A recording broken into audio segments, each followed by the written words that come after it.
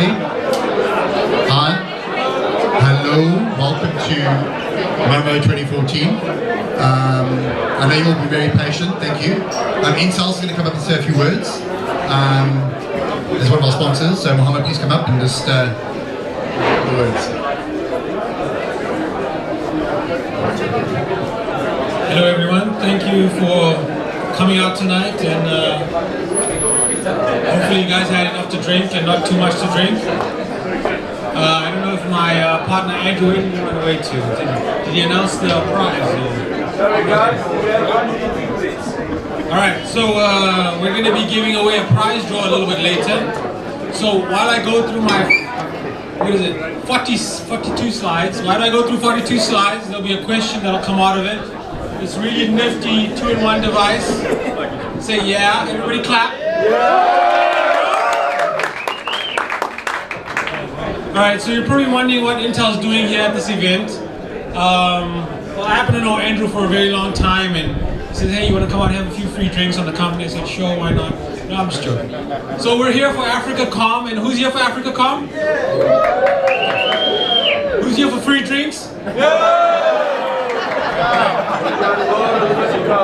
So, you guys know Intel, we've been in the business for many years, traditionally a hardware company. Most people know that we make PCs and chips and things like that.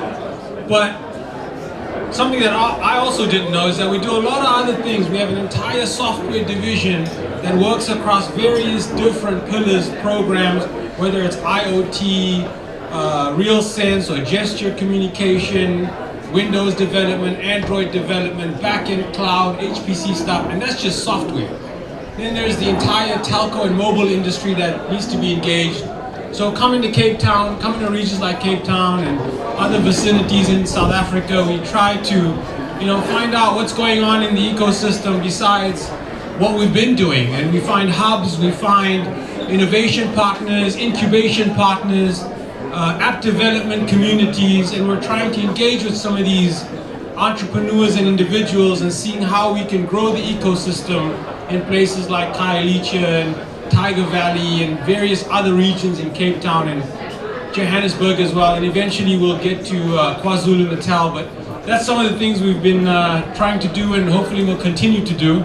I've met a lot of interesting people here tonight, and some of the things you guys are doing is awesome, and I hope to hopefully talk to you more about it.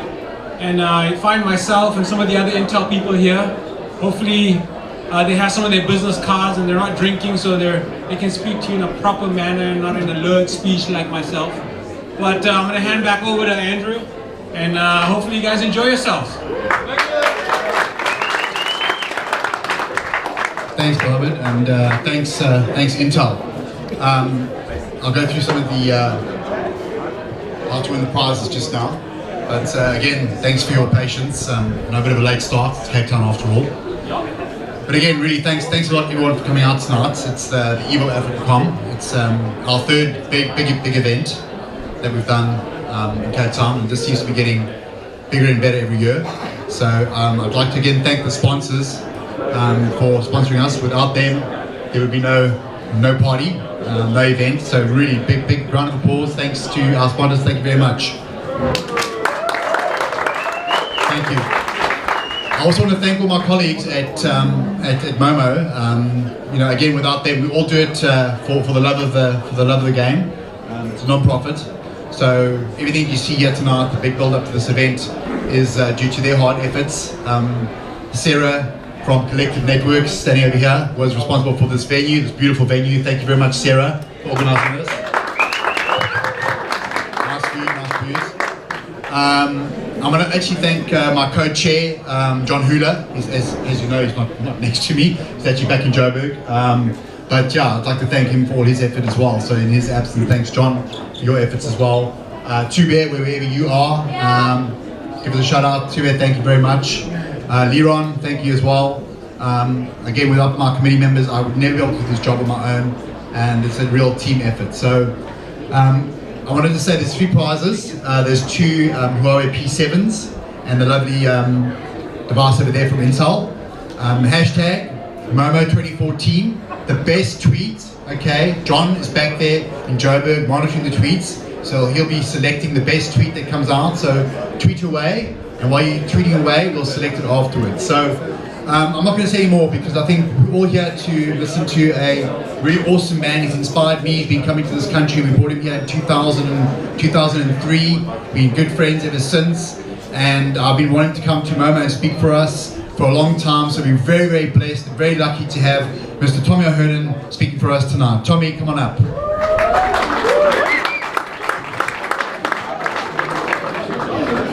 So, smile. It's Mobile Monday. Oh wow, what's with the very bright light?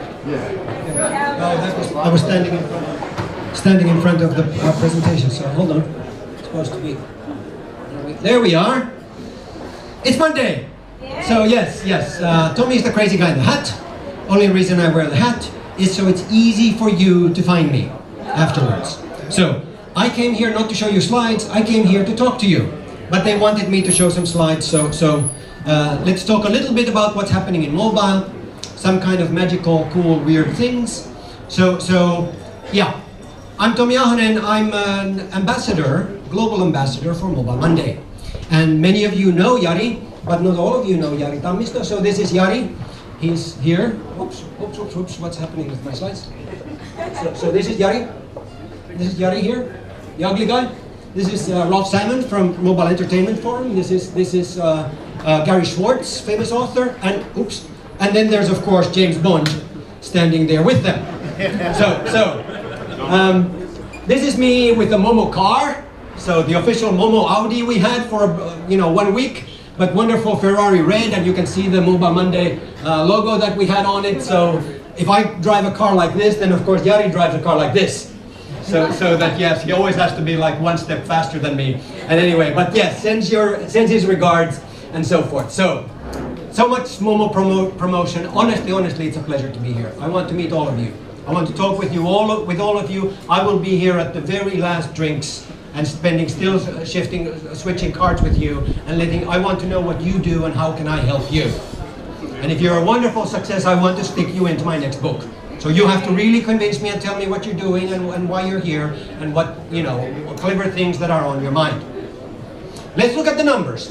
We know this. South Africa knows. You've been ahead of this curve for a long time. But globally, this year, we hit the mobile moment. Today, there are more mobile subscriptions than there are human beings on the planet. Those of you who are not hardcore mobilistas might be surprised at how big the difference is between credit cards, between bank accounts, within televisions, within cars, within radios, within internet, within PCs, within fixed landlines. There's nothing that comes close to mobile. There are more mobile phones than there are people using toothbrushes because there are more mobile phones than people who have access to running water. There are more mobile phones than there's electricity. People will actually take their mobile phone and ship it to the next village to be recharged and then bring it back home. Mobile phones exceed the need for pen and paper. We have plenty of people in Africa who are illiterate, but they still use their mobile phone. There has never been a technology like mobile is today. Nothing comes close. And how about that $10 iPhone? I was the first person to argue that all phones will become smartphones. And I gave this calculation several times. The latest version I did was in 2010. I took the most advanced super phones of the year 2010 on the planet. This was the iPhone 4, this was the Nokia N8, this was the Samsung Galaxy, the BlackBerry Bold. If you took the specs of the most expensive flagship from year 2010, and then you apply Moore's Law for 9 years in a row, those specs will cost $10 in the summer of 2019. That means, I don't mean that Apple will sell us an iPhone for $10, of course not. Because Apple will pull cool stuff into the next iPhone, will have wireless charging, then it will read our mind, then it will have teleportation, and then iPhone 11 will have, time travel. So it will always cost, $700, $800, $900. It's not going to be $10. But a company like Huawei will of course give us these exact same specs, and they will give us that phone that costs $10 that everyone can use. So this is coming, this is happening. The interesting thing is that I'm committed on this slide on a schedule. If this is true, in 2014, this Christmas, the planet should be seeing smartphones of these specs. 3G, 3.5-inch touchscreen, Wi-Fi, GPS, 8-megapixel camera. You should be able to buy that phone this Christmas for $75 without subsidy, somewhere on the planet, if my theory holds true. How close are we to this? How close are we? This is China today. May of this year, we have this phone for $81. There's a Yaeju G2F that does exact specs of an iPhone 4 today in China for $81. That means absolutely for a fact you can buy this phone for $75, these type of specs, for $75 by this December. The theory holds 100% true. I'm completely convinced we will hit that $10 smartphone by the end of this decade. And that means that no feature phones will ever be made again. How about that consumer and the mobile phone? Did you catch this statistic? We've all memorized the 150 number that Tommy was promising. We look at our mobile phone 150 times a day. Not anymore. Brand new numbers from England for smartphone users. The average person looks at their mobile phone 221 times per day. How many read a newspaper 221 times a day? How many times do you turn on your television 221 times per day? You go to your laptop 221 times a day. You look at your wristwatch 220. No, there's no technology anything like this. That means that we are looking at our mobile phone once every 4 minutes and 18 seconds of every hour that we are awake. As I'm speaking to you, you have to go into your pocket still 7 times right now. Just not paying attention to silly Tommy. There we go.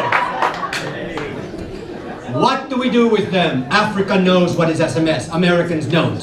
This came as a total shock to Americans. Just now, a brand new study of 7,000 American teenagers. America, the home of Facebook. Look at the difference. SMS to voice calls. Only 1/3 of American teenagers even use their mobile phone to make a call, but everyone uses SMS. And compared to Facebook, look at this. If you reach Facebook, the second most used feature on your mobile phone, if you reach every teenager on Facebook and then you enable SMS, you reach a 43% larger audience in America. Home of Facebook. America lagging South Africa in SMS use. This is much bigger in South Africa. All of Africa, of course we are an SMS nation, an SMS continent. So this is still the future today. And does it ruin our children? No, it doesn't. I have good news for you. The first university study that proves it won't ruin their grammar and it will actually help them. I'm sorry, it won't ruin their spelling and it will help their grammar. Parents in this room, don't be afraid to give mobile phones to your kids. It will not ruin them. Their grammar will actually get better and their spelling will remain as good, even though they learn the short code of writing very efficiently on messaging. How about this? Has to be some sex in Tommy's slides. 10% of us send sex messages while having sex. Sorry guys, yes, I know.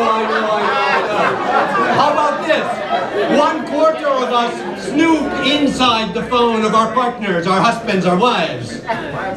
1/4 of us do it. When do they do it? They do it when you're in the shower. Take your mobile phone with you to the shower. Take it with you. She's snooping inside. He's snooping inside. Brand new numbers. This is just global truth. But let's do, this is a little bit more practical. This is honestly serious. From New Zealand. Vodafone reported out of all New Zealand mobile phone users, not young people, not smartphone users, out of all New Zealand population, more than 1/3 have been in a situation where they had an argument. And they went into their pocket to resolve that argument. This is us. This is us. We do this, our geeks. But if it's 1/3 of the total population, it is also your parents, it's your uncles, it's your sisters and brothers. We are moving into an information age.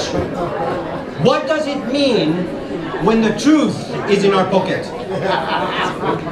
The truth is in our pocket. Build services around these insights. Deliver this value, teach your customers to take advantage of this. We all do it because we're geeks. Normal people are starting to do this. How does that change our relationship with information and facts? So, mobile and media. We know mobile is the first media here on the African continent. The 7 mass media theory was to explain the difference between the internet and mobile. Mobile is as different from the internet as television is different from radio.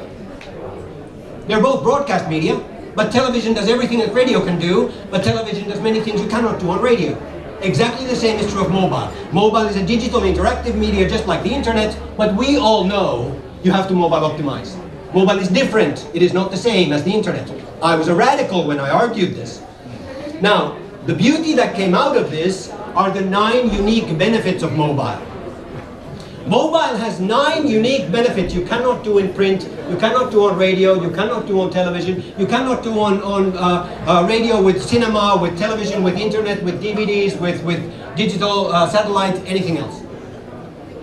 9 unique abilities on which you can create satisfied customers, where you can create better services, where you can create tremendous advertising, wonderful government services, wonderful healthcare services, wonderful education services, and so forth. This is the power of mobile. Where is that taking us? It takes us into convergence. We know again in Africa, it is no secret, that in digital convergence, the center point is mobile. Digital convergence merges into mobile.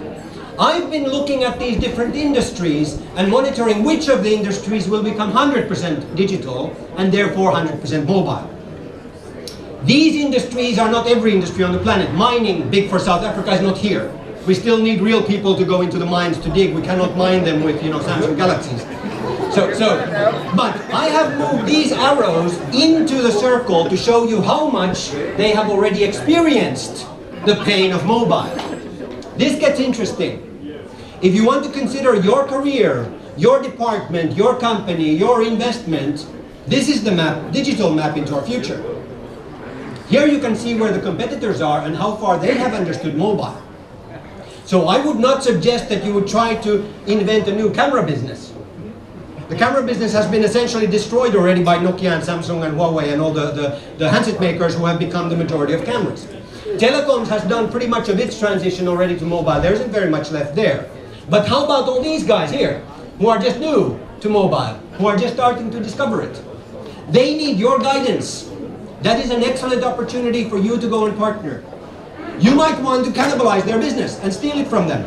Or if you are in those businesses, you better increase your budget on mobile real fast and bring in some competence to come and help you survive before you go the way of some of the camera makers went.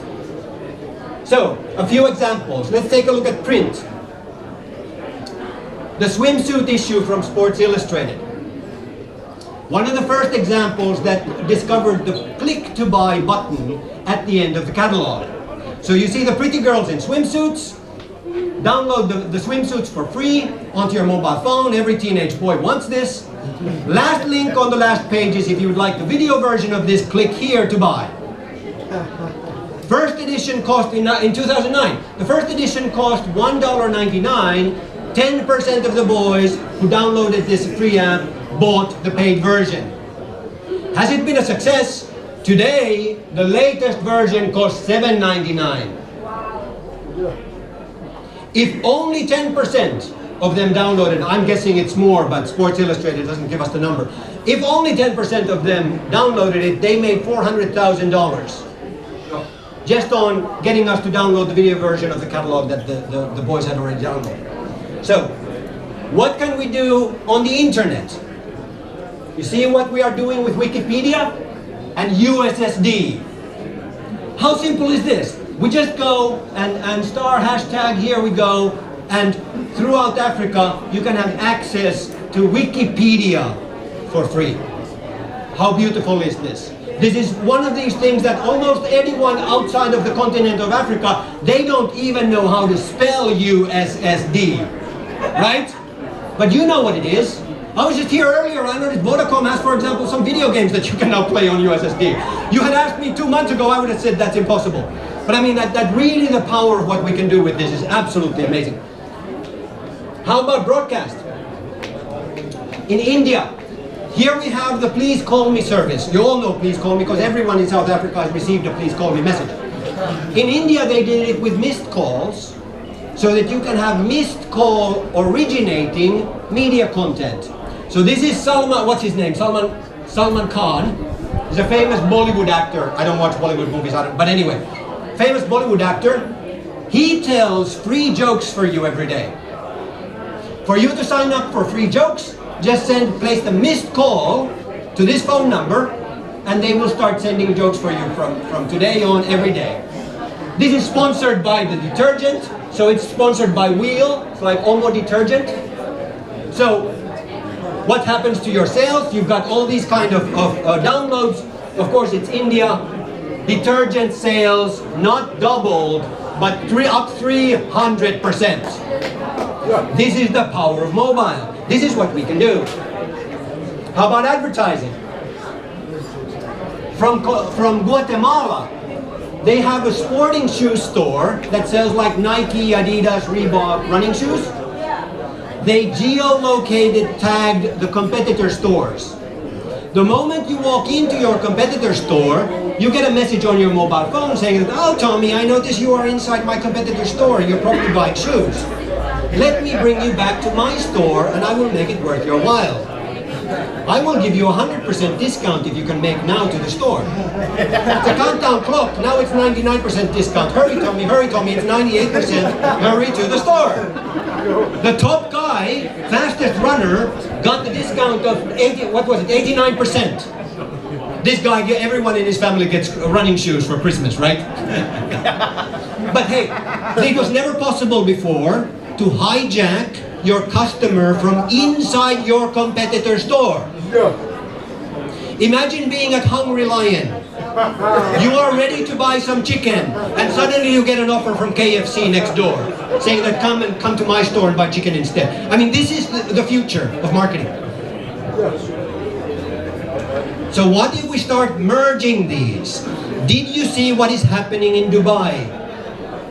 Coca-Cola is now helping people who are working in the construction industry over from Pakistan who don't have much money to call home. Whenever you buy a Coca-Cola bottle, you can use the bottle top as money on a payphone. So you just put in every time you buy a Coca-Cola, you get 2 minutes of free time to talk to Pakistan. I mean, beautiful. But we are now in this digital space. We are now bringing elements which are not digital. But Coca-Cola's not done. Look what they are doing in South Korea. In South Korea, they combined advertising with social media, with telecoms, and with money. They offer something they call Coke Play. Whenever you buy Coca-Cola products, you collect Coke Play points. So it's a loyalty program. It is also interactive advertising. Wherever you see Coca-Cola advertising, you can collect Coke Play points, of course. But you also have a treasure hunt in Seoul, the capital of South Korea. Wherever you find one of these treasures, you get Coke Play points. And then look at this. You can win points by dancing. You run out of airtime, you can refill your airtime by dancing. Because it's not only that you can buy Coca-Cola products, you can use Coke Play to pay for your apps, to pay for your ringtones, to pay for your downloads, to pay for your videos, and to buy airtime. Top up your mobile phone by dancing. Notice what Coca-Cola has done in South Korea. Coca-Cola has invented its own money. They have launched its own currency. Winning all kind of awards around the world. This will spread everywhere.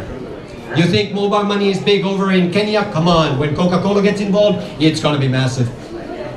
So, that's what we're looking at, grand convergence, but you recognize all these other industries beyond the digital industries are also involved.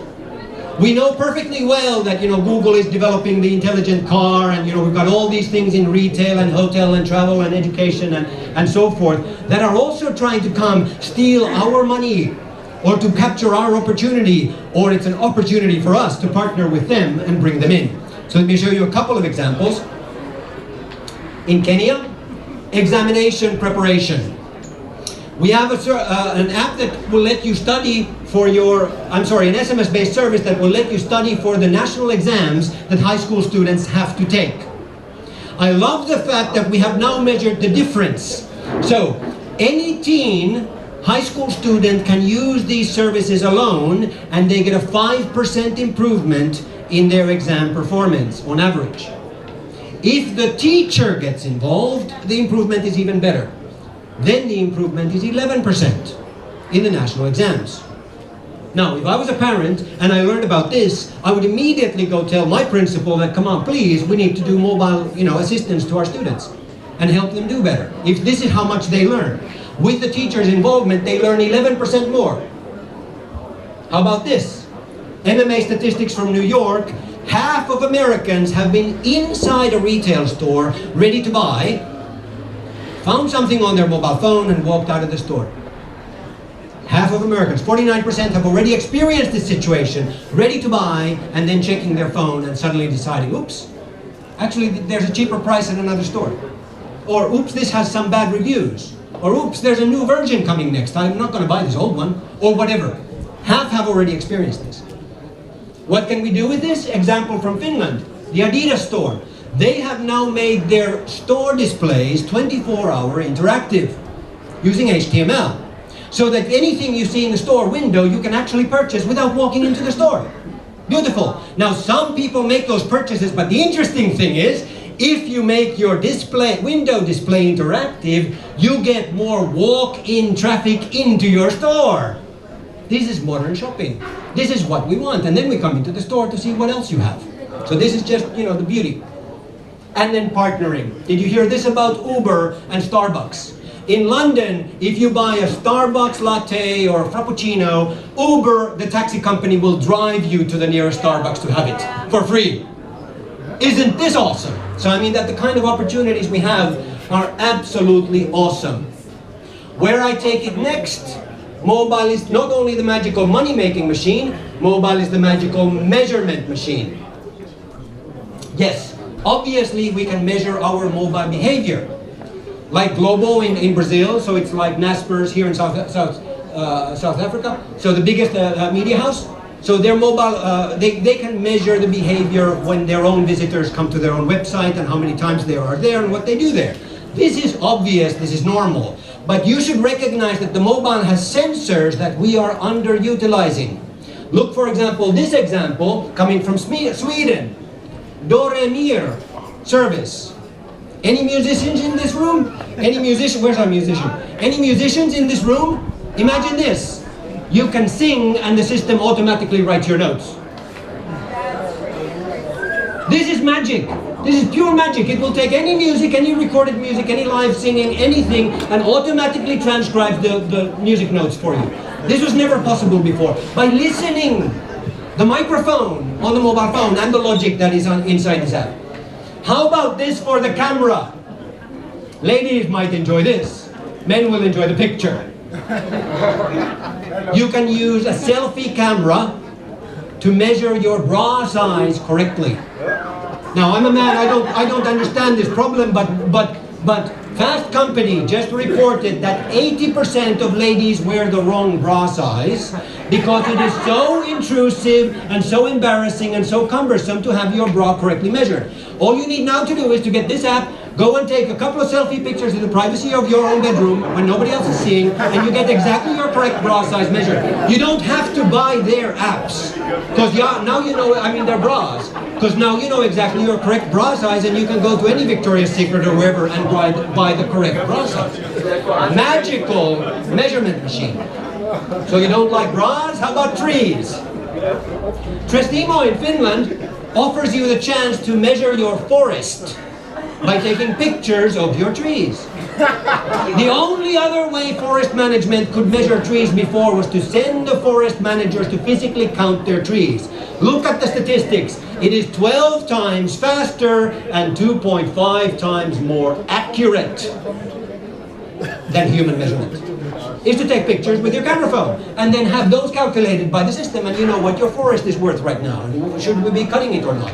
And so forth. So, what can we do with this? Brand new information from Twitter. Twitter is now trusting our mobile phone so much, it lets us use our mobile phone number as the identity for signing on to any Twitter apps. It is the nearest thing to a global social security number. It is truly unique to us. The power of this magical measurement machine is totally untested yet. So, I am here because of you. I want to meet you. If any of you like these slides, remove my name, tell your boss tomorrow that you had a brilliant idea last night and make a big success for you. Then when you have your hollowed out James Bond Volcano Island and you want to invite me for a wonderful whiskey, 5 years from now, then we will celebrate your success. I honestly am here to meet you. Please come and talk to me. Tommy's the guy in the hat. If you want my books, thank you.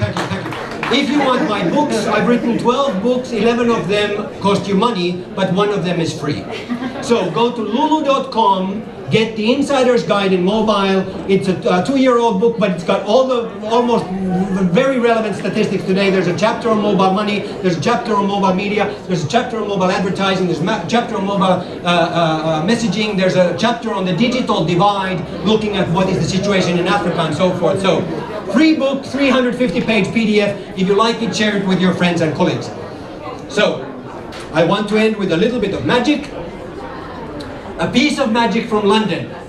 If you go to London and you see a statue of, Nelson's column, or you see, Sherlock Holmes, or you see, Queen Elizabeth, or Nelson Mandela, etc., the statues all now talk. They have actors. Current actors who came and spoke in the voice of that character in the statue. All you need is QR code, bring your mobile phone next to it, or NFC, etc., and click to it and listen to the statue talk. Magical. Again, interactive in terms of statues. Or how about this? If you're a lady, or maybe you're a man who likes to wear makeup, now you have an augmented reality intelligent mirror on your selfie camera, using your picture and your current makeup on how does that lipstick work for you because of this eyeshadow that you already have put on, etc. To see the real effect, so you can test the makeup before you put it on. Magical, beautiful, wonderful. So, I end my last thought is a thought from Chetan Sharma, another one of our great friends and dear friends. Chetan said, the world will change more in the next 10 years than it changed in the previous 100 years.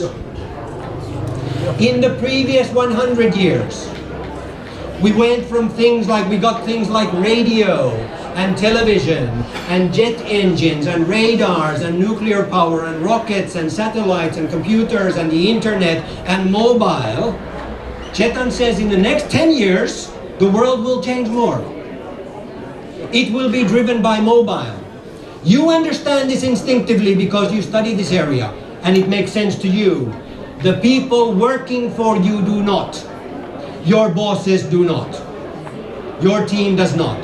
They need your guidance and your help to navigate the troubled times that are in the future. But if you navigate that well, you will make big success out of this, because South Africa is such a vibrant area in mobile. That's what I have prepared for you.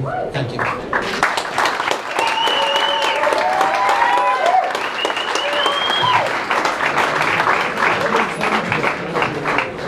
Thank you very much, Tommy. Really amazing. Always great to hear you speak. Do you want any questions? Anyone want to ask a question of Tommy? I'll take a couple of questions. What's going to happen to battery time? Battery time, okay. Do you want to talk about batteries, Tommy? Charging, power, energy. Good question about battery time. Moore's law applies to our computer chip. The mobile phone gets faster, it doubles in computing power every 18 months. Batteries do not develop that fast. It will be a pain problem for us into the foreseeable future, where the mobile phone battery development will never keep up with how fast the chips become, how much more memory we can put in them, and how clever the programmers can squeeze ever more cool things to do them. So no easy solution coming soon. If you solve electricity problems, I like to say human needs are two. We need connectivity and electricity. So if you can provide any kind of electricity solutions in any way to let people recharge in your store, in your bank, in whatever you're doing, people will love you for it. Thanks for that question. Anyone else got another one? Glenn Stein. So you said that by the end of the decade, there'll be $10 smartphones. Maybe there'll be batteries that can last for a week. if we really wish.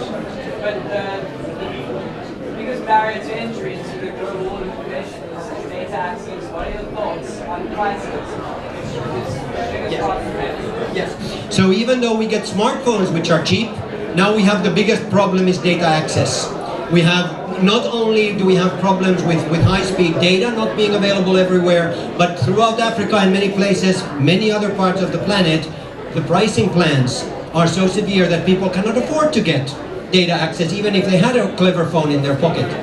Here again, on the one hand we have a general trend that the price per megabyte is megabit per second is coming down. It's not low enough, but it is coming down. So that in that sense, we need to push now our operators and please beg them, come on, give us cheaper prices, give us better pricing plans, etc. Roll out those faster networks for us so that we as an industry can have that. This is not a unique problem for South Africa. It is a slow trend to better. Even with that, there is no better alternative. There's nothing that is more efficient way to deliver. We cannot put copper into the ground or pull fiber into every home in Africa. That is completely impractical. The second part of that is that if we can, we should unload some of the traffic. If we can do things like Wi-Fi hotspots and things like that so that people, when they have their smartphones, they can then connect that way, do part of their surfing that way. More and more trade stuff with micro SD cards and things like that as workarounds, because everything will not be high speed, fast and cheap soon. Eventually it will be, but not soon. Thanks, Dean. I think one more question. If anyone's got anything else to ask. Okay. No. Okay, so obviously, thank you again, Tommy. Thank you very much for coming all this way.